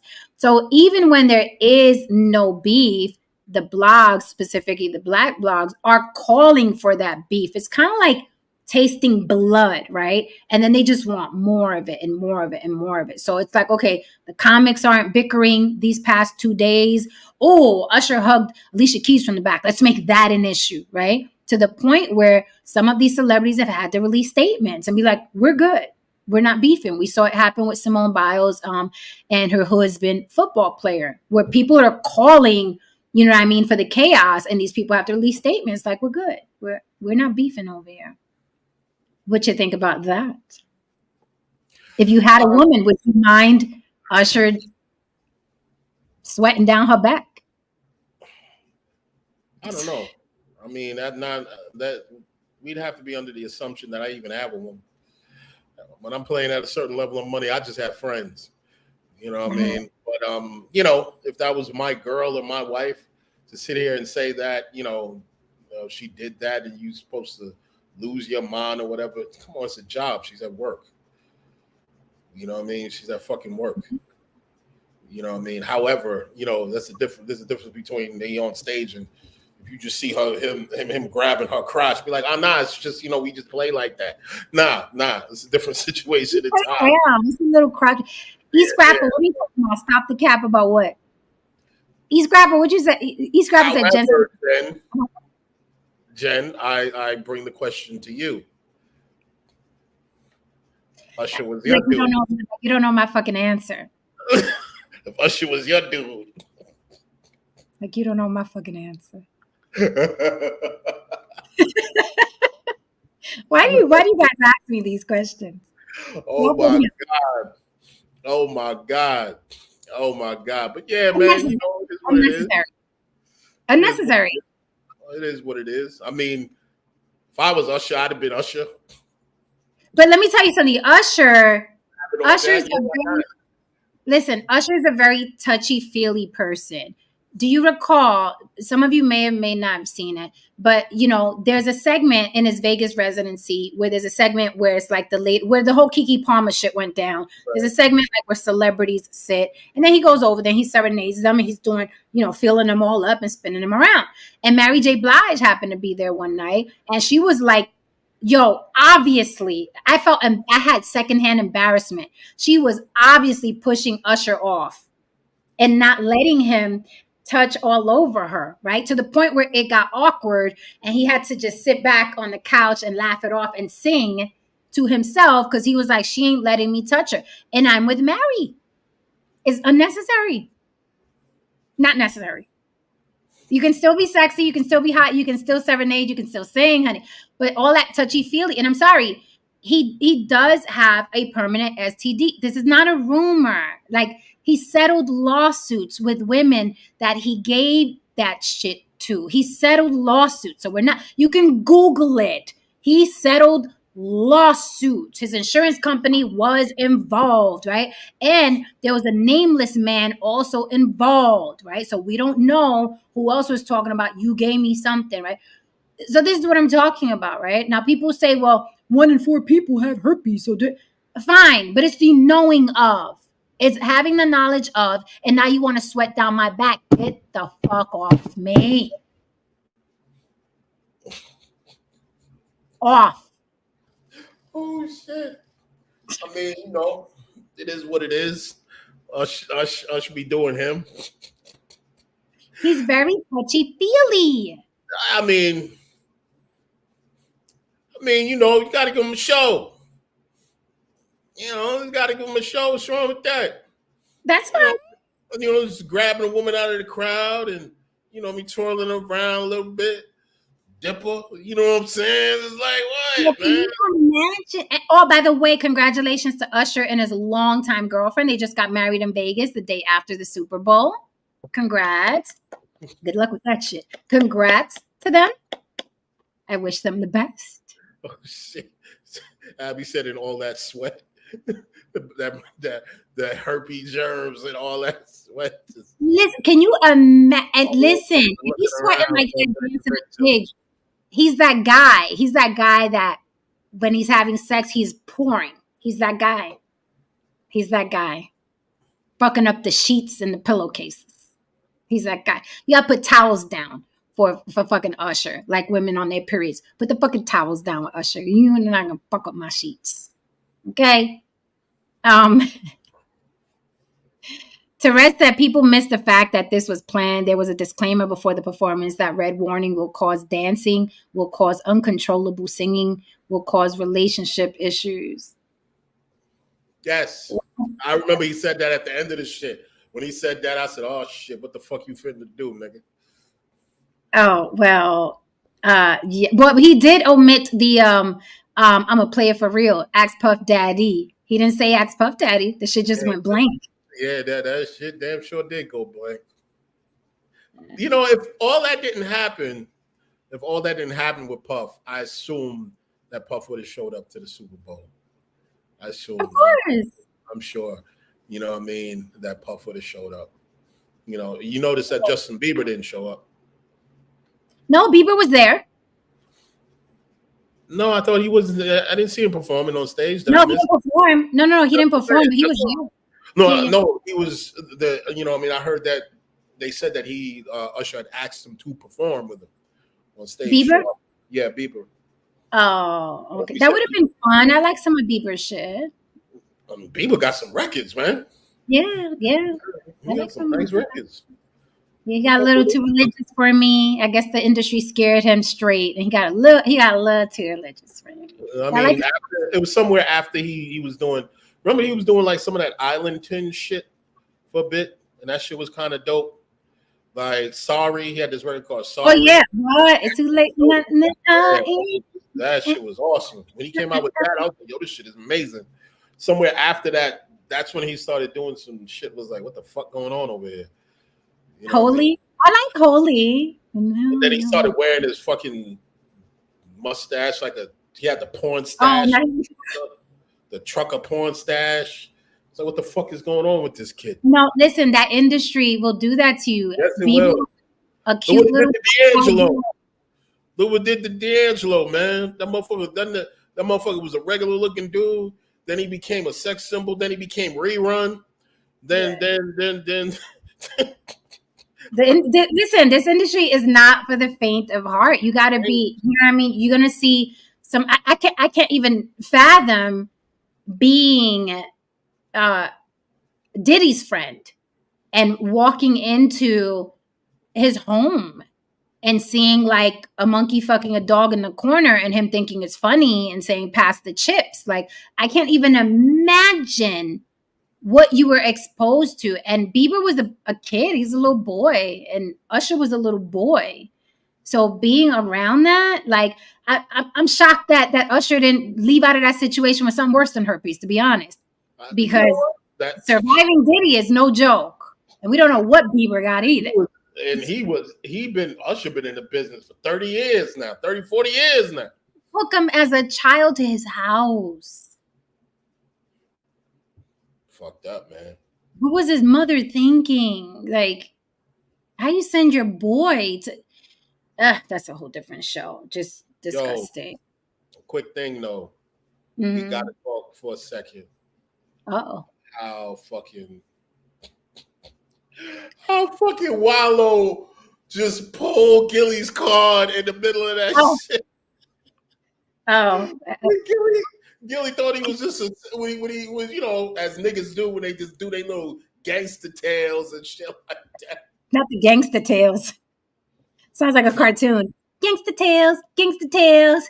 Everybody wants to get it. The point of here that I'm saying is that on these podcasts, motherfuckers is always lying. You know what I mean? They always try to make themselves appear to be larger than life. And it was great to see somebody on the other end of this who knows them in real life that basically told them, nigga, stop lying. I was there. Ain't nobody was running when you showed up on the block. But I told you that Gilly, he's a caricature of a New York guy. We got some caricatures. We got people that are New York, but he's a caricature. So he's constantly talking with his lip up like this, like, you know what I'm saying. He weighs about $125. You ain't doing shit without a pistol. You know it. I mean, absolutely. I was born and raised in New York. You know that I know when you show up at 125 pounds soaking wet, Mr. Gilly, sir. Okay? You got that thing on you. Exactly. And it's always them little skinny dudes that's like, you know what I'm saying? When I pull up on the block, you know what I'm saying? You know what time it is? And then somebody with a little weight on them shows up and folds them in the middle of two parked cars. And I know you've seen it, Haram. I know you've seen it get folded in between two parked cars. I dropped with the one hitter quitter. It don't even really be a fight. Just a quick left, maybe a right. I've seen it because it's like they're like, I'm talking, you know what I'm saying? Yo, I don't know how his wife does it. I could not sit and listen to a man talk like that all day. I would go crazy. I'd be like, shut the fuck up. You know what I'm saying? You know what I'm saying? And I walked up on the corner and the dudes were spread up. You're a fucking cartoon in Timberlands. You're a cartoon. That's like when Onyx came on that show. Fucking forgot the name of it. Man, I'm fucking tired. But you know, Undeniable Truth, whatever the fuck, you know what I mean, homie's show is. You know what I mean? And when Onyx got on there, they just had to bring that bravado, that yelling and you know what I mean, as if it's the 90s. It's like after a while it just becomes corny, man. Unless he shows up with a miniskirt, he's constantly in danger of being Yo, I mean, that's fine. I'll go. Say that the other day. It was like it's always the niggas that's $112 talking real crazy out here, man. Like oh, did he? I didn't know that. Gilly got smacked up by Beanie. Did he? I'm not surprised. Yes, I'm not surprised. Like Nicki Minaj's husband, homie, like 5'7". You like Chicken Little. You said chicken. No, it's just too much. I can't. This is why I can't watch Gilly and Wallow. First of all, I know, Wallow, you went to prison. I know. I fucking know you went to prison. I know, Wallow. We know, Wallow.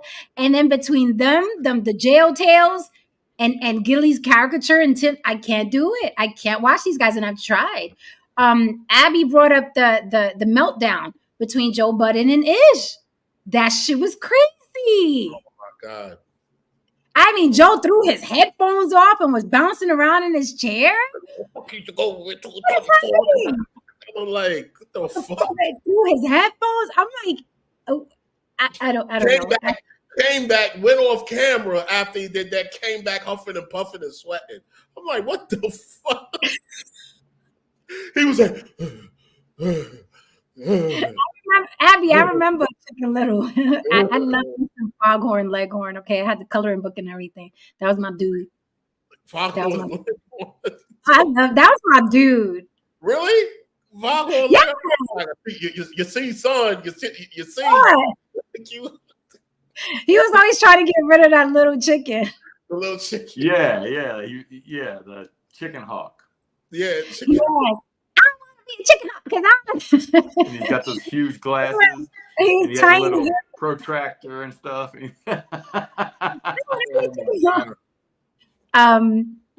Buffalo Bill said they got to talk down for short, but geez, dude, if shit goes down, you're going to be moved easily, and shit will hurt a lot more as you have no weight on. Yeah. Of course, a lot of it is staged. Yeah, that whole thing with Joe throwing his headphones off. I knew it was going to be a GIF. I knew they were going to turn it into a GIF because it was too much. It was too dramatic. It was way too dramatic, man. Way too dramatic. Yeah. I mean, listen. Good luck to all them fellas. It's nice they're making some bank, but I'm like, I'm not their audience. I can't, especially growing up in New York and knowing those guys, you know what I mean? Like knowing those type of characters, I'm like, no. And you know, that's what it is. I liked him all the time. I liked him because he said boy all the time. I just liked him. I mean, and that's what it is. I mean, he was country. Like he was a big old country bumpkin. Leave me alone. Why y'all coming for Foghorn? My love for Foghorn Leghorn. Fuck y'all. Leave me alone. She always loves some big dude, some big dude, like a big fucking chicken, a big murderer. Predator. Yeah, big fucking murderous alien. Well, you like Chewie? Yes. You like Chewie? Oh, help me do it. You like Chewie? Yes. I'm not like a furry type of person with a weird fetish. I'm saying when I was little, I liked Chewbacca. Yes. I told you my first crushes were Chewbacca, the devil from the movie Legend, Predator. Those are my first guys I like. And then I saw Venom and I said, and then I tried to look for a guy to date that reminded me of Venom. And black men that are very, very dark skinned, dark men, their tongues are usually pink, like bubblegum. And that was close enough to Venom. And I said, I'll take you. I'll date you for a little while. Got a big ass and big legs, and it was giving Venom. It was giving Venom. And I got caught up for a long time with this guy. And it just so happens he knew about my fetish. So when we were like in doggy style, I used to turn around and he used to get up on his feet like Venom does on top of the building. And I fucking lost it. I fucking lost it. He would do it for me all the time. And I would turn around and he would be up there like Spider-Man, but a mean Spider-Man like this. And then he'll stick his tongue out and he had a big pink tongue and I fucking lost it. I was like fucking Venom. And he was dark skinned. So the room light was dim. Shit. Listen, good times. Meanwhile, regular Latina girls are like into menudo or some shit like that. I like menudo too, but not like I like Venom. It was into menudo and shit on the block. Listen, good times. You gotta live a little. Oh, I you feel like fucking Predator or what Terminator? That wasn't your thing. Predator's fine. Like the way he look. All right, I know he's a little special looking when his helmet is off, but when that helmet is on, okay, and he's all tall and built and stuff, and he be on the side. You ever seen Predator? Like when he does the little leaning thing. That's some sexy shit, man. You're not about to sit here and tell me Predator is not sexy. I won't have it. I won't. Get off Richie Sambora. That's that. I won't. Won't touch him or Richie Sambora. You're like, how do those two fit in the same sentence? Oh, I'll let you have it. Like, you know what I mean? Okay. Jen, I had a couple of things run through my head. I was gonna call you and ask you about. Jason Momoa. Jason Momoa. His Easy. commercial. Is what? Did you see his Super Bowl commercial? Oh yeah, that was pretty creative. I did it. What they do. He was singing and dancing and flipping and shit like that. Wait a minute now. Kind of reminded me of the and I'm sorry with my names tonight, but I was like, oh look, they're doing what they did to the big black guy that's all who's dressed up like the bee. Oh yeah. Wait, yeah. they had Jay. Oh, wait a minute now. But he was singing and dancing. He was singing and dancing. No, it wasn't like Terry Crews though. It wasn't okay. Scared me. It wasn't that embarrassing. He was still in his like tank top and jeans and shit like that. He just flipped over a fucking like gate. You know what I mean? They was doing like some Broadway number damn near. That's gay enough. I mean, because I know Jason Momoa. It borders. Yeah. But he didn't go full Terry Crews. I got you. You know what I mean? He didn't go full Crews. All right. That's gonna be the new thing. He's not going full Crews. Like full Crews. Hold on a damn minute, because y'all don't be scaring me.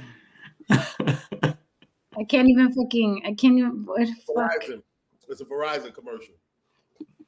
Just put in his name and Super Bowl commercial. Okay, I see it here. I just can't put it on the freaking screen for some reason because it's fucking. I'm on a whole different. It's time. Yeah, you could probably find somewhere that we'll let go.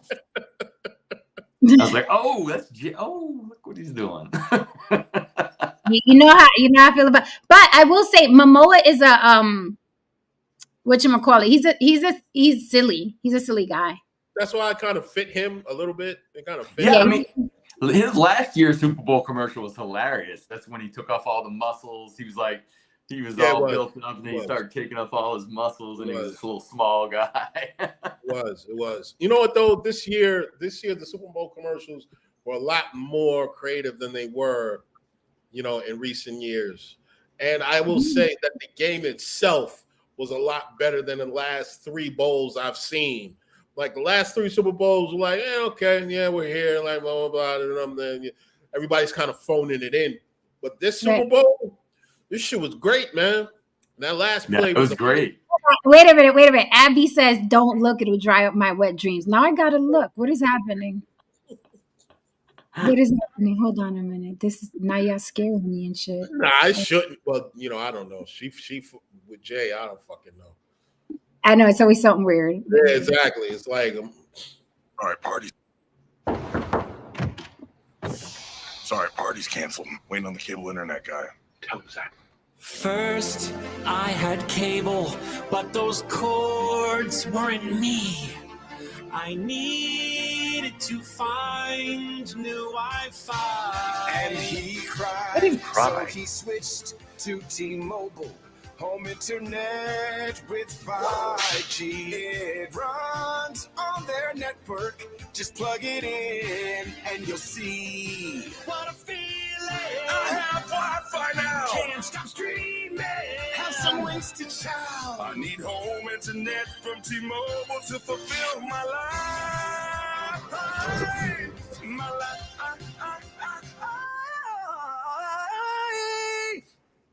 Yeah, what's up? We have T-Mobile now. Party's back on. Okay, I don't. You guys are fine. I don't remember being. That was funny at the end, though. I remember it being that gay, but it's not as bad. It's still not Crews. It's still not Terry Crews. Okay, I'll say this. It's him being silly. I can take silly. Terry Crews gives broken book. Right? Yeah, broken book. That's different. You know what I mean? That motherfucker was, doing the end was hilarious too. The lady's like, "Take your shirts off." No, you guys are fine. Yeah, but when he pulled out his little thing like flash dance. Yeah, like when he did that shit, that was funny. He didn't. I don't think it looked gay. I think he looked silly. Like but he's silly. Like he's not a Jason Momoa is not like the strapping, dark, mysterious guy. He's always been silly. Like I don't even know how him and Lisa Bonet lasted that long. I mean, he's beautiful, but I'm not because you can tell he's like a big goof around her. She's always very deep and dark, and You know what I mean? With the dreads and contemplating the polar opposites of the universe and all types of shit. yes, all of that. And you could tell he's a goof, you know, which probably makes him a fun dad. Buffalo Mind says Terry Crews in Friday was great though. Also, white chicks in the car singing, so it was hilarious.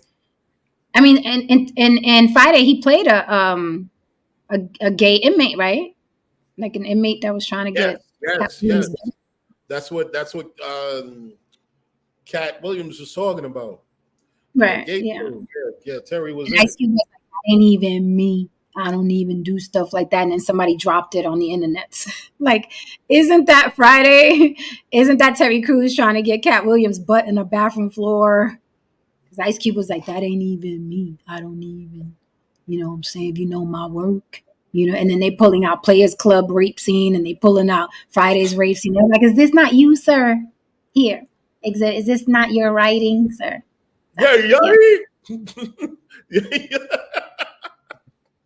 Not too much on Cube, because my favorite song of all time is Real Nigga Roll Call with him and Little John. It's one of my favorites. My favorite Cube song is No Vaseline. No Vaseline. That when he shit out of all those motherfuckers, that shit was hard than a motherfucker. That shit was crazy.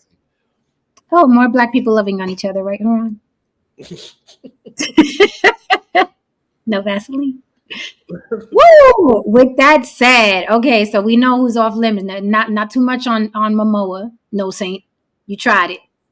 Okay. Not too much on Richie Sambora. Not too much on Bon Jovi. Okay. Leave the white people their country.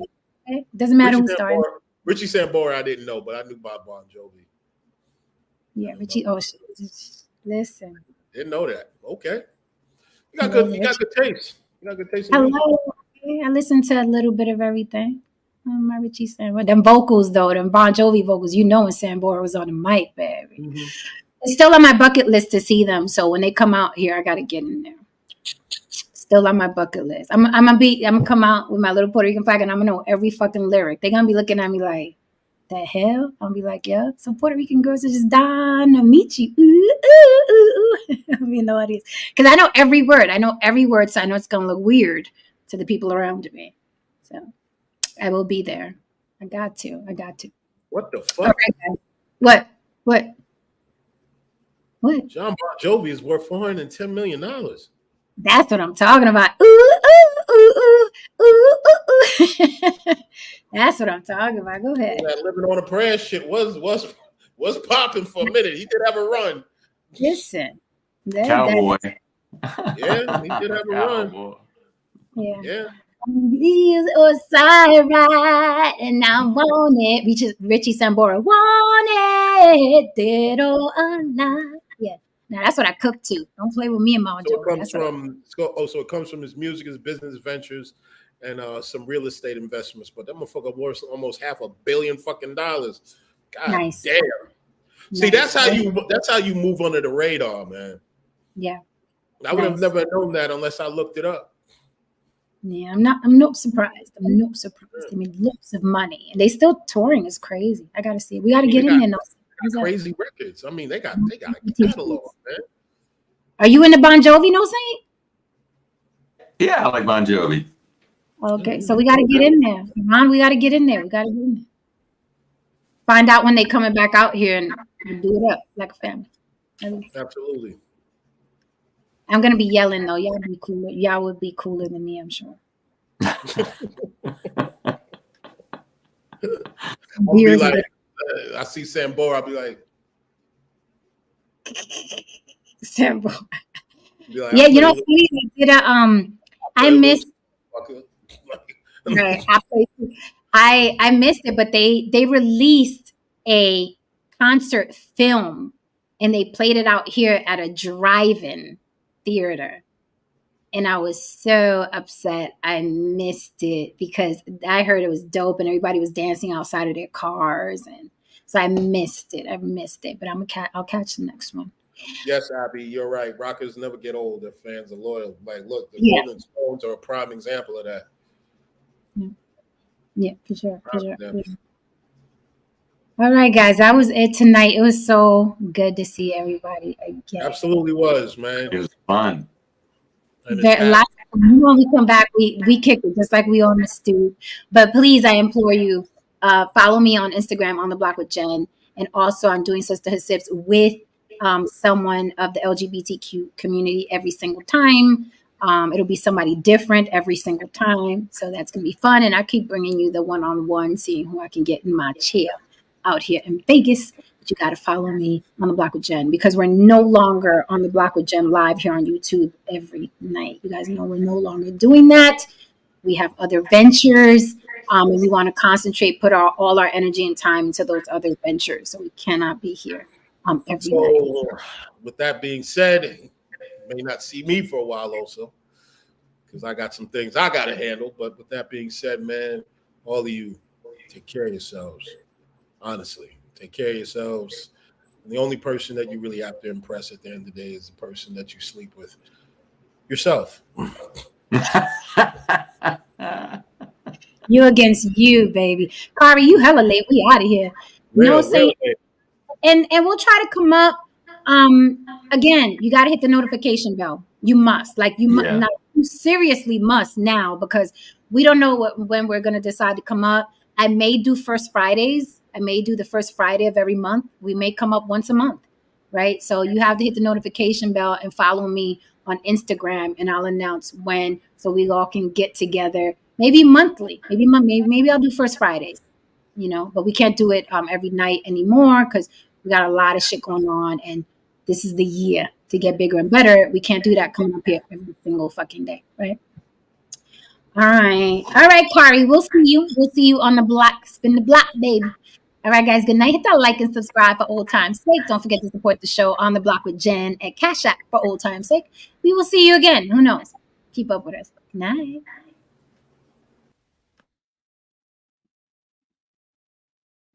Buenas noches.